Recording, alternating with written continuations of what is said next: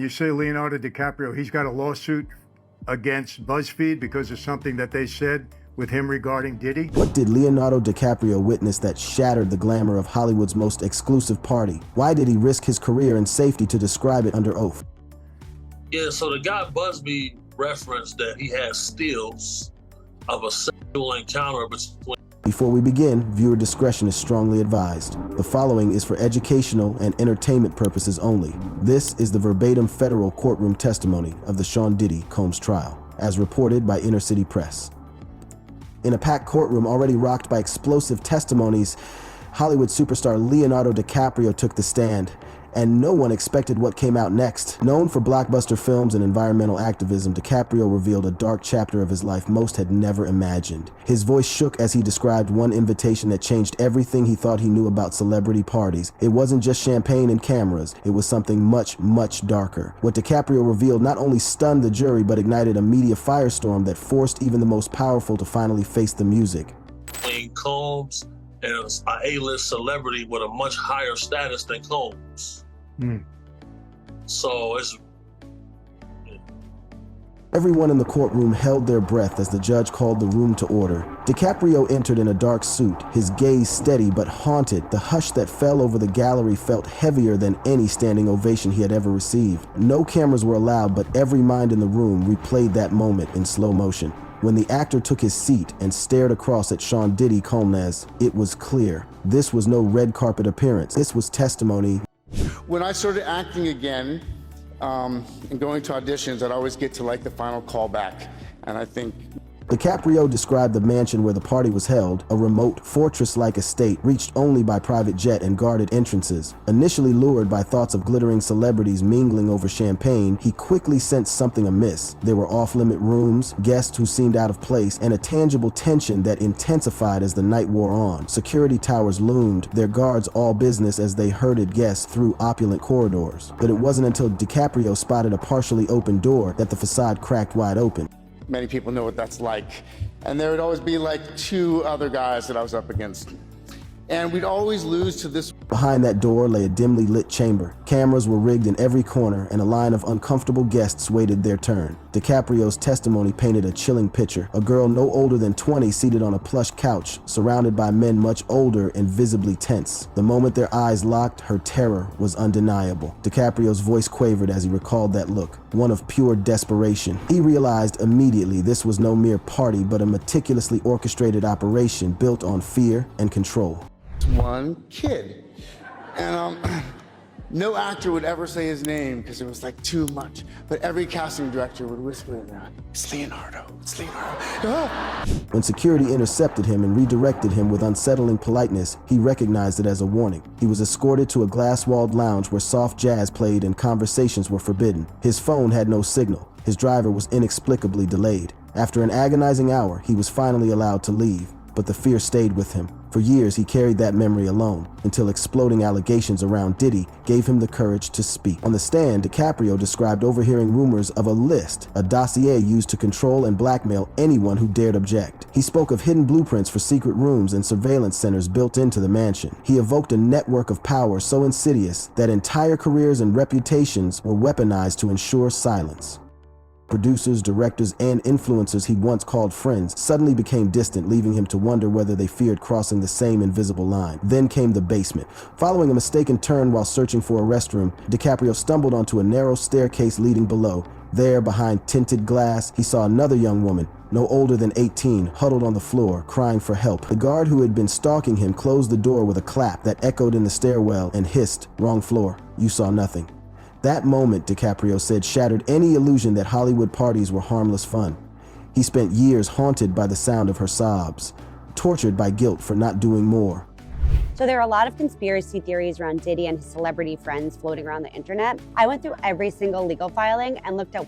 Under relentless questioning, DiCaprio resisted using the first person. Instead, he spoke of the actor who witnessed the horrors, of the guest trapped by polite but firm security, and of the girl who embodied the silenced victims. His testimony was unsparing, his tone sober yet charged with urgency. He painted Diddy's estate as a lighthouse, a sinister beacon that illuminated the darkest impulses of power and fear. Those who entered it could see everything, and once they saw, they could never unsee. The courtroom gasped when DiCaprio testified that he had observed Diddy exchange a discreet envelope with a high-level political operative at a private fundraiser. Though he stopped short of accusing any politician of wrongdoing, the implication was clear. This operation reached into corridors of influence far beyond music and film. The hush that followed rivaled the one at the start of his testimony. No one moved, no one spoke. He recounted attempts to warn Hollywood executives and studio heads, efforts met with veiled threats and career-crippling ultimatums. One producer allegedly warned that speaking out would render him uninsurable overnight. He described how the term lighthouse spread quietly, whispered among those who had seen its horrors, and used as a grim badge of initiation into the deepest circle of Diddy's inner sanctum. What celebrities are actually named. I reached out to every single famous person accused of actual wrongdoing. They either didn't get back to me or denied. With each revelation, Diddy's facade of charisma and power inched toward collapse. The actor on the stand became the voice for dozens, perhaps hundreds, who had been too afraid to speak. As DiCaprio laid out the sealed envelopes, the documents, the security logs, and the anonymous messages handed to him by a terrified assistant, the judge called for a recess. When court reconvened, the defense attempted to undermine his credibility, but every line of questioning was met with Finally, the prosecution allowed DiCaprio one last statement. Speaking directly to the man across the room, the actor declared that his purpose was not vengeance, but accountability. He said, "This trial isn't about celebrity. It's about a system that permitted abuse under the guise of glamour." At that moment, cameras outside the courthouse flashed, capturing the stunned expressions of onlookers who had never imagined a Hollywood icon wielding such brutal honesty in a courtroom. The courtroom drama only deepened as the cameras turned away. News outlets erupted with theories about the sealed files and whispered deals. Industry insiders began to whisper of an exodus from projects backed by Sean B.D. Combs. Studio chairs, once reserved for his productions, sat empty. Investors paused big-budget ventures linked to his name. The fallout wasn't just legal, it was financial, reputational, and cultural. What celebrities are actually named. I reached out to every single famous person accused of actual wrongdoing. They either didn't get back to me or denied. As headlines screamed, other voices found courage. Former guests of that fateful mansion stepped forward, sharing brief but chilling recollections. Some spoke of eerily silent hallways, others of hushed warnings not to ask questions. Each new account chipped away at Diddy's carefully constructed image. Journalists pored over flight logs and guest lists uncovered in court documents. Every detail fueled public outrage. Meanwhile, Diddy's defense scrambled. Attorneys filed motions to seal evidence and discredit witnesses. They argued that vague memories and anonymous tips could not stand against a presumption of fame and fortune. In dusty legal libraries, scholars debated whether a celebrity's allure could unduly sway a jury. Some cautioned that without hard proof, a dangerous precedent might take hold, undermining the justice system's integrity. Outside the courthouse, protesters gathered. Signs demanded accountability, chanting that no one, no matter the star power, should be above the law. Activist groups used social media to organize hashtags, driving hashtags like See the Lighthouse and hashtags like Hollywood Exposed. Their digital campaigns trended worldwide, drawing statements from NGOs and human rights organizations. Suddenly, a party once cloaked in secrecy was laid bare for all to see. Denied it. R&B singer Aaron Hall and Sean Combs were accused of sexually assaulting a 16-year-old girl in 1990. Amid the storm, the actor's philanthropic network mobilized. Environmental campaigns he supported issued statements of solidarity, emphasizing that speaking truth to power was a universal value. Colleagues from the film world publicly praised his courage, even as they bristled at the notion that such horrors had thrived undetected. The Film Academy quietly updated its ethics guidelines, citing the case as a wake-up call for industry oversight. On the legal front, civil suits began to multiply. Plaintiffs sought damages for emotional distress and alleged trafficking. Lawyers who once lined up to work for Diddy now advertised their services to his accusers. The courtroom's echo of sobs and threats gave way to meticulous depositions and piles of subpoenas. Expert witnesses, architects, psychologists, digital forensic specialists prepared to testify on the mansion's layout and the psychological trauma inflicted on its victims. In boardrooms, executives re-examined contracts and morality clauses. Banks reviewed lending agreements tied to Diddy's ventures. Insurance underwriters added lighthouse exposure to their risk assessments. The term that once signified a dark nexus of power had mutated into a stark warning across multiple industries. No memorandum or handshake could erase its taint. Music producer Harv Pierre is listed as a defendant in 3 lawsuits, including one from former Danity Kane singer Dawn Richard.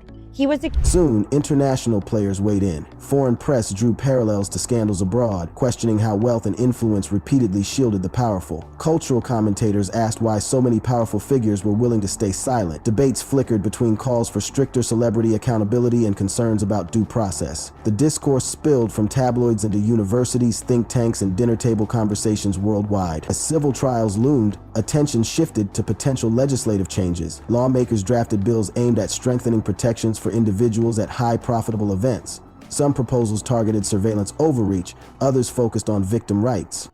Committee hearings featured testimonies from legal experts and survivors. Even lobbyists for the entertainment industry admitted the status quo was unsustainable. Behind the scenes, reputations fractured. Some of Diddy's longtime allies faced moral reckonings and professional crossroads. Agents, managers, and even PR firms began distancing themselves, fearing scandal by association. Others rushed to salvage their names, issuing contrite statements or promising internal audits. The webs of connections spun tight for decades now threatened to unravel overnight.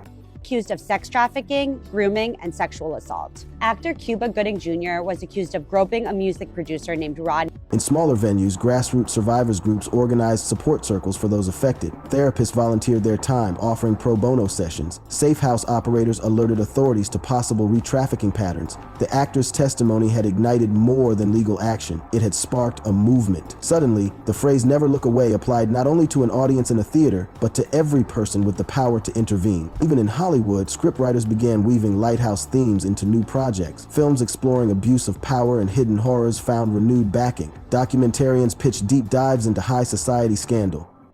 Every project carried an unspoken promise: show the darkness, but shine a light on those who dared to expose it. The industry recognized that entertainment could no longer ignore its shadows. Back in court, as jury selection for the civil cases approached, Diddy's team mounted a final offensive. They called character witnesses, including a handful of celebrities who described him as generous and supportive. But the emotional weight of DiCaprio's testimony proved hard to counter. Jurors, already exposed to media coverage, carried private doubts and public pressure.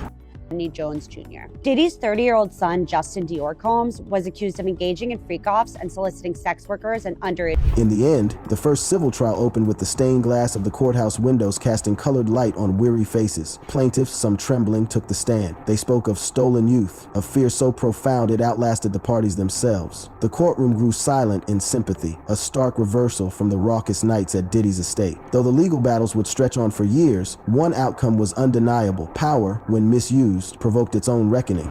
Girls. One of the accusers says she was forced to have sex with Jacob the jeweler at one of Diddy's famous white parties. If you want to see the full fact-checked list of everybody accused and what they're accused of, check out my article on businessinsider.com. Beware of all the conspiracies. The actor's decision to testify under oath became a turning point, a reminder that even legends can act heroically. In the mansion, once whispered about in gossip columns, transformed into a symbol of vigilance. If society refused to look away, perhaps fewer lighthouses of secrecy would ever be built again. For viewers who followed this saga from the first question to this extended chapter, remember that accountability begins with awareness. If this story moves you, subscribe for more deep dives. Like this video if you stand with the brave, and leave a comment sharing your thoughts. Every voice matters in shining light on the shadows.